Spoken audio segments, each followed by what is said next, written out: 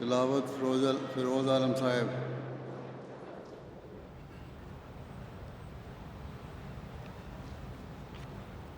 अस्सलामु अलैकुम वरहमतुल्लाहि वबरकातुहू।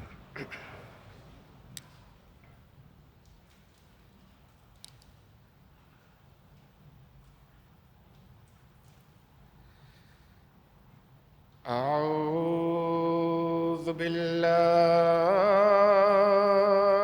من الشيطان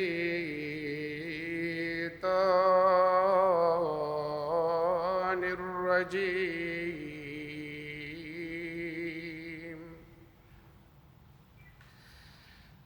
بسم الله الرحمن الرحيم.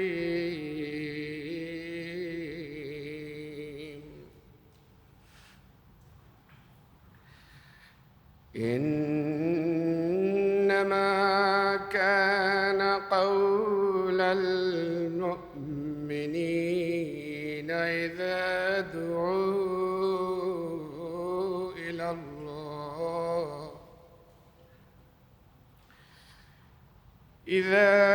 دعوا إلى الله ورسوله ليحكم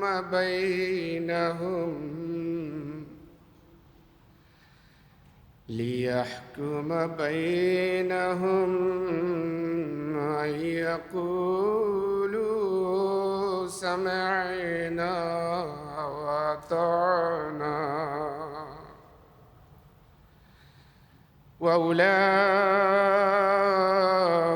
وأولئك هم المفلحون.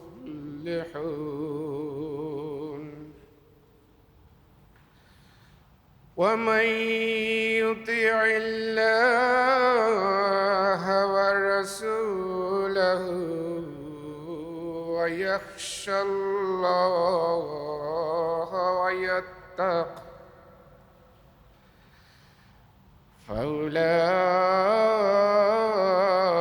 فأولئك هم الفائزون.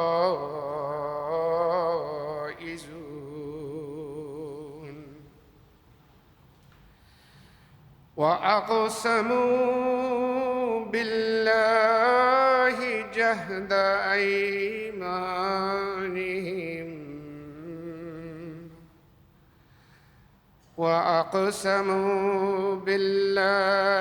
جهد أيمانهم لئن أمرتهم ليخرجن قل لا تقسموا طاعة معروفة إن الله خبير بما تعملون. قل أطيعوا الله وأطيعوا الرسول فإن تولوا فإنما عليه ما حمل وعليكم ما حملتم وإن تطيعوه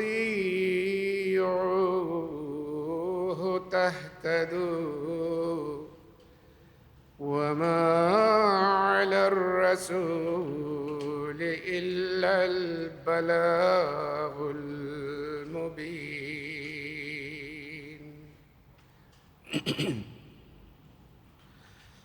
وعد الله الذين آمنوا منكم وعملوا الصالحات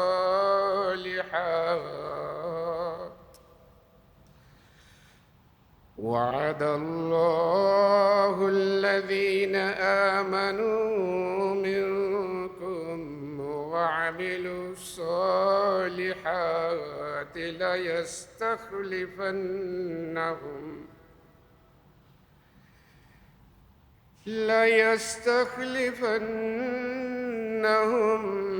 في الأرض كما استخلف الذين من قبلهم وليمكنن لهم دينهم الذي ارتضى لهم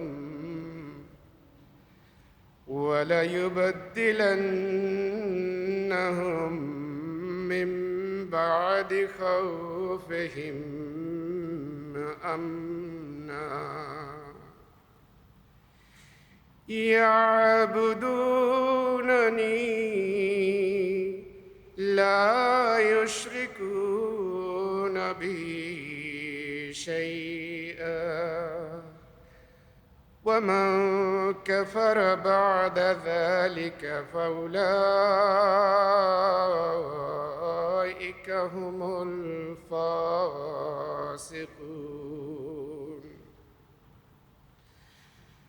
وأقيموا الصلاة وآتوا الزكاة وأطيعوا الرسول لعلكم ترحمون